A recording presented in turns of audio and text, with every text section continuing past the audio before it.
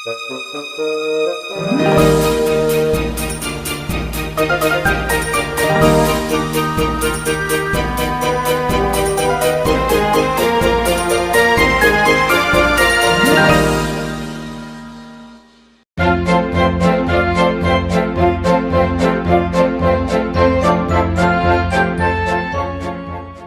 guys, Thomas and Friends 47 here, and today we're taking a look at the brand new for 2025 Thomas and Friends Metal Collection Henry.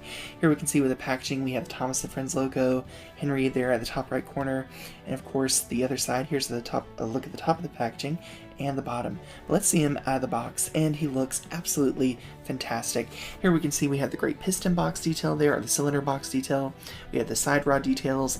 I love the different bolt details that they printed alongside the engine and tender.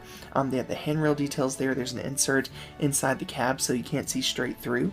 On the other side we have the bolt detail there for the tender as well. Of course the number 3 there. Here's a look at the face, and I think they've done a really great job here with the faces on these engines. You have the highlights in the eyes, the printed eyebrows there. Looks very nice. Here's a look at the other side. Here's a look at the back of the tender. We can see the buffers there. I wish they were painted, but I understand that they're not.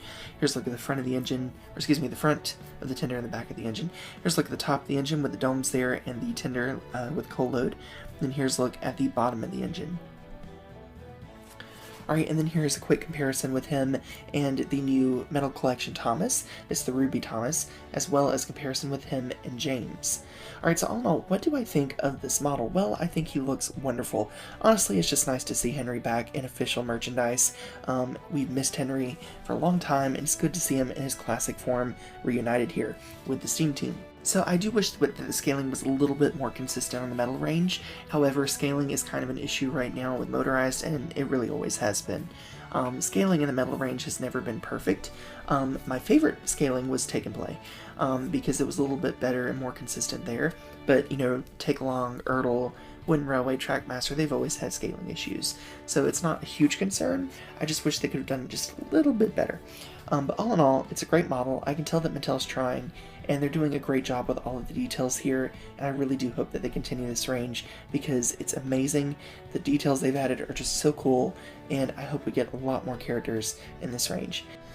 I also want to thank my friend Sidekick Jason. I was able to pick this item up from his eBay shop. He found them out where he lives, and he was able to get some extras to list there on the shop. I'm really glad because they haven't popped up here in South Carolina just yet. So very happy to finally have these in the collection. And again, thank you, Jason, for listing these on your store. Anyway, that's my thoughts. Let me know what you think about this model in the comments below. I'll see y'all again very soon. Bye for now.